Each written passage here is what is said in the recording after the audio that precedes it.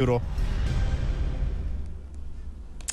आइए चर्चा की शुरुआत करते हैं। गौरव भाटिया जी हमारे साथ जुड़ गए, संजय सिंह जी सांसद और प्रवक्ता नेता आम आदमी पार्टी के हमारे साथ जुड़ गए हैं।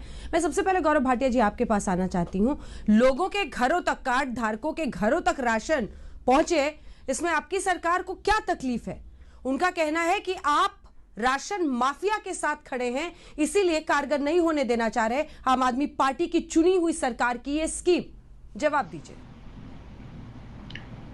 अंजना जी, सबसे पहले तो मैं ये कहूंगा कि आज चर्चा का जो विषय होने वाला था कि अनलॉकडाउन शुरू हो रहा है, तो सबसे पहले देश के डॉक्टर्स को, नर्सेस को, सभी को सैल्यूट करते हुए मैं आज के कार्यक्रम की शुरुआत करूंगा कि देश ने बड़ी मजबूती से इस दूसरी जो लहर आई थी उसका सामना किया है।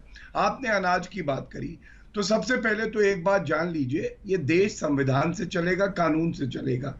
फूड सिक्योरिटी एक्ट है जिसमें केंद्र सरकार सभी प्रदेशों को अनाज सुनिश्चित कराती है, और प्रधानमंत्री कल्याण योजना है, गरीब कल्याण योजना, इसके तहत आता है। अब इसमें कुछ तौर तरीके हैं, कुछ रेगुलेशंस हैं जिसका पालन हर प्रदेश की सरकार को करना होगा।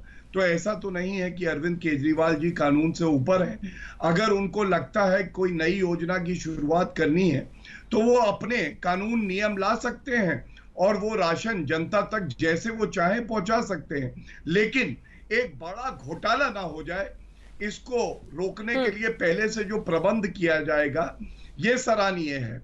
और मैं एक दो बिंदु आपके चैनल पे उठा दूं, मेरे साथी संजय सिंह जी यहाँ हैं, वो उत्तर दे दें। सबसे पहले 72,782 मेट्रिक टन का केंद्र के द्वारा दिल्ली सरकार के लिए कोटा निर्धारित किया गया। इन्होंने सिर्फ 53,000 मेट्रिक टन उठाया है, जो भारतीय जनता पार्टी ने प्रेस कॉन्फ्रेंस में कहा, और उसमें भी केवल 68% ही दिल्ली के नागरिकों तक पहुंचा है। दूसरी बात, अरविंद केजरीवाल जी ने आज कहा सारी तैयारी हो गई थी।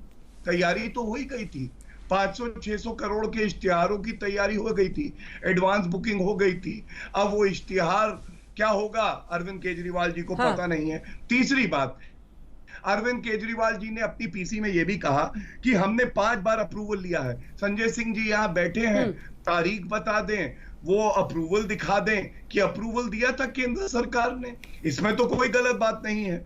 और चौथी बात, मैं इतना ही कहूंगा, ये जो बड़ी मजबूती से नरेंद्र मोदी जी के नेतृत्व में लड़ाई लड़ी जा रही है, आप देखिए, इनको नागरिकों की चिंता है। ये तो तथाकथित किसानों को दिल्ली में बुला के लंगर लगवा रहे थे, और हमारी जिम्मेदारी है कि इस बार हम पूरी तैयारी करे रहें, और इसीलिए जो कदम उठाए गए हैं, अनाज हर आदमी तक पहुंचे, लेकिन घोटाला ना हो, ये रोकने की जिम्मेदारी भी हमारी है। ठीक है, घोटाला ना हो ये रोकने की जिम्मेदारी है, और साथ ही केंद्र सरकार ने कब मंजूरी दी थी, तारीख वो पूछ रहे हैं। तारीख कैसे बताइएगा? 4 पॉइंट्स पर संजय जी उन्होंने सवाल पूछा है, और इसी के साथ ये भी जवाब दीजिएगा कि क्या इसी वजह से कह देने का कि पूरा राशन माफिया एक चलता है, क्योंकि जो ट्रेडर्स हैं उनको इस पर काफी नाराजगी है। तमाम बिंदुओं पर संजय जी आपका जवाब।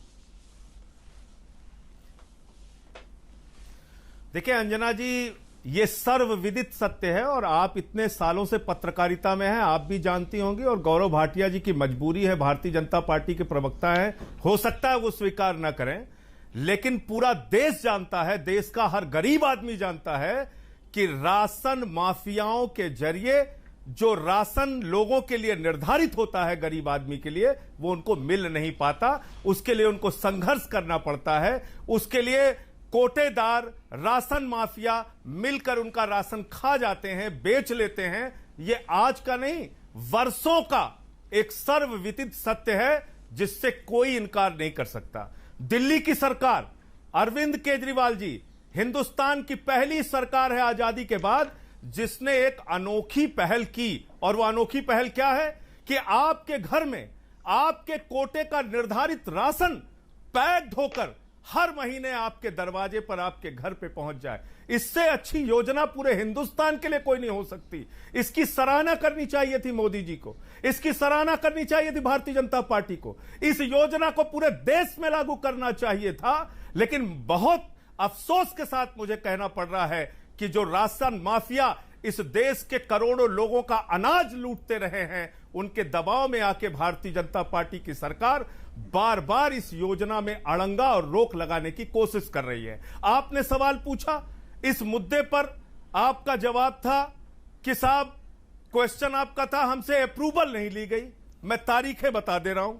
आपको चिट्ठी लिखी गई 2019 में 4 फरवरी को, आपको चिट्ठी लिखी गई 4 मार्च 2020 को, आपको चिट्ठी लिखी गई 17 जून 2020 को, आपको चिट्ठी लिखी गई 19/11/2020 को, आपको चिट्ठी लिखी गई 3/12/2020 को। इतनी चिट्ठियां इसी एक योजना को घर घर राशन पहुंचाने की योजना के लिए आपको चिट्ठियां लिखी जाती है, बार बार आपसे अप्रूवल मांगा जाता है, बार बार आपसे अनुरोध किया जाता है। और इतना भी नहीं, जिसका जिक्र आप कर रहे हैं, बार बार ये सहारा क्या ले रहे हैं, ये कह रहे हैं कि राशन के दुकानदार कोर्ट चले गए।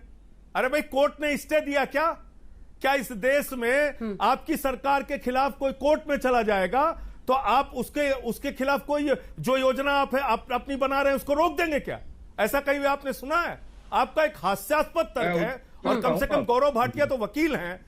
कोर्ट जाने से कोई योजना नहीं रुकती।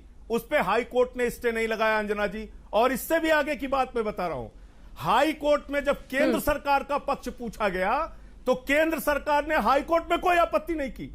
तो मुझे समझ में नहीं आता, राशन माफियाओं के किस दबाव में, राशन माफियाओं से क्या डील करके, राशन माफियाओं से अंदर खाने क्या सेटिंग करके आप दिल्ली के गरीब लोगों का अनाज उनके घर पर, उनके कोटे पर निर्धारित अनाज उनके घर पर पहुंचने से रोक रहे हैं। ये से आज इस फैसले से पूरा देश शर्मिंदा है कि 56 इंच वाले देश के बहादुर प्रधानमंत्री राशन माफियाओं के आगे झुक गए और वो राशन माफियाओं के आगे घुटने टेककर उन्होंने इस योजना पर रोक लगा दी।